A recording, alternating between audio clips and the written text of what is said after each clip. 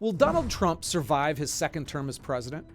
I'm not talking about impeachment, but actual physical survival. After all, 18% of US presidents have died while in office. And if Trump serves his full term, he'll be the oldest president ever. And, not for nothing, people keep trying to kill him. The elephant in the room?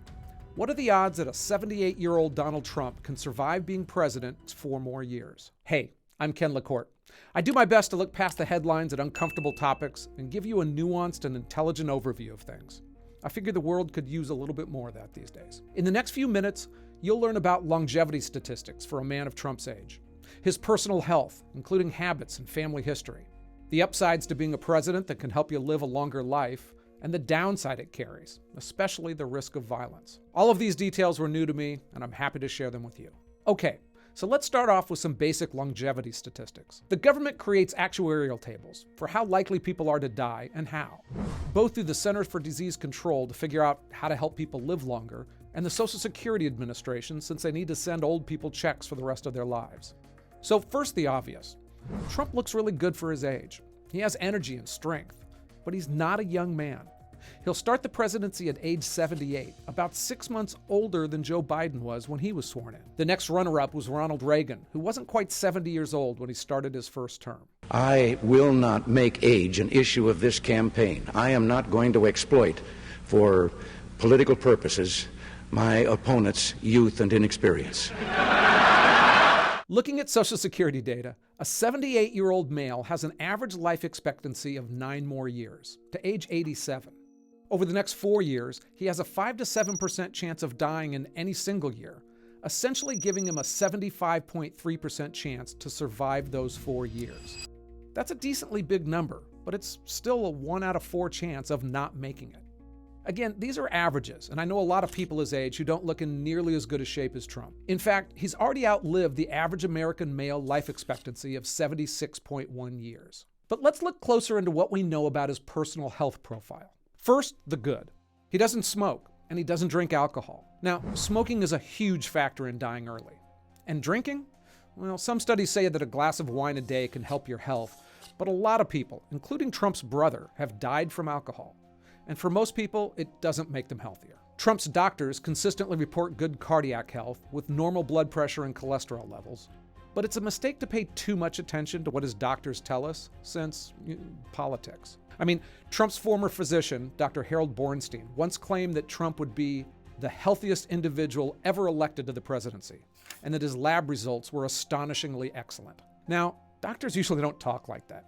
And even if it were true, he'd have no real idea of how healthy Thomas Jefferson was or the other 43 presidents we had.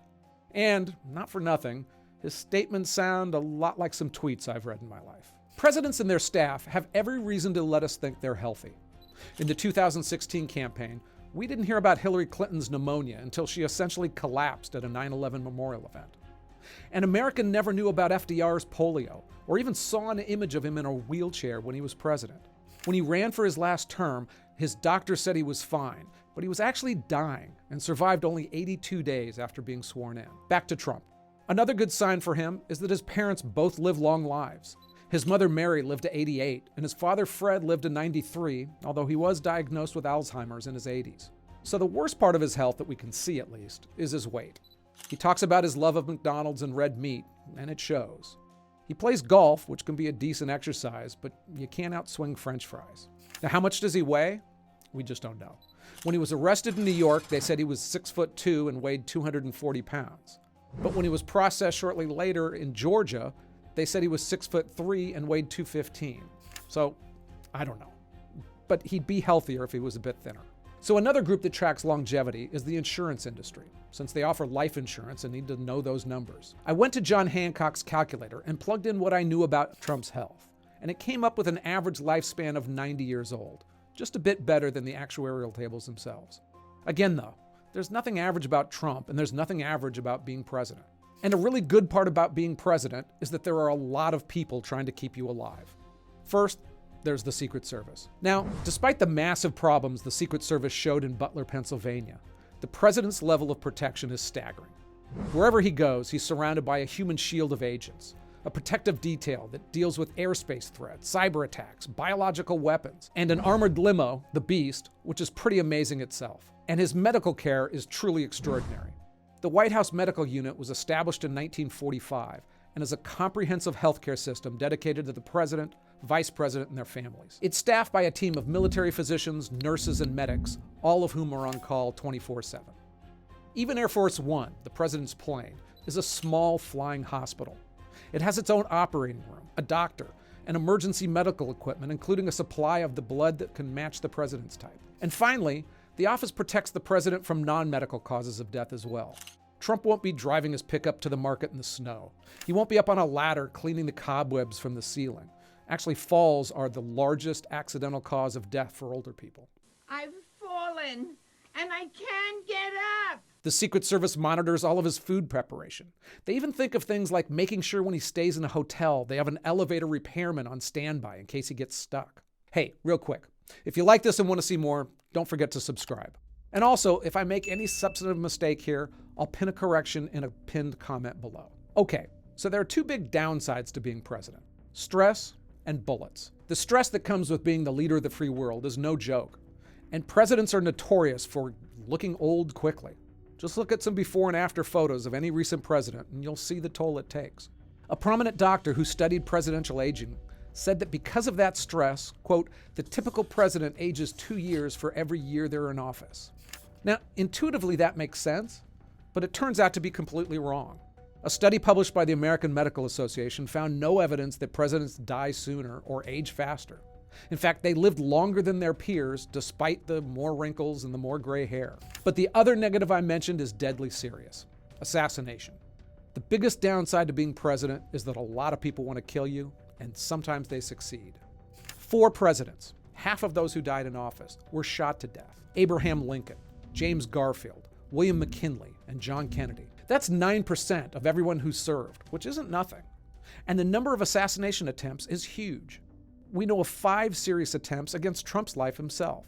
In 2016, a man tried to grab a police officer's gun at a rally in Las Vegas in order to kill Trump. He'd planned the assassination for a year and practiced at a gun range the day before. He was diagnosed with a psychotic mental illness and deported back to England after 5 months in detention. Just the next year, a man hijacked a forklift, and his plan was to flip Trump's presidential vehicle upside down. This was in North Dakota. He was caught when the forklift became stuck, and unsurprisingly, he was mentally ill as well. In 2024, Thomas Crook shot Trump in Butler, Pennsylvania at a rally and killed a man in the audience who was shielding his family. There was gross Secret Service incompetence, which led to the director's resignation. Then, just 2 months later, a man was caught lying in wait at Trump's golf course, waiting to assassinate him as he came to the next golf round. And then recently, the Iranians tried to kill Trump in the United States in a plot that included hiring multiple felons here. That's a lot of attempts on one guy's life. And look, Trump is Trump. Beyond generic crazies who want to hurt him, he riles people up. In a typical year, the Secret Service deals with about 1,500 death threats, and during Trump's first term, those threats rose. But the president can't stay in the basement. He needs to be out in public, attending events, making speeches in front of crowds. The chance of someone crazy or evil getting lucky isn't zero. So, will Trump survive his second term? Probably. I mean, all of the statistics we talked about are generalizations. And the toughest one to quantify is really the threat of assassination. And the Pennsylvania shooting was troubling on a number of levels.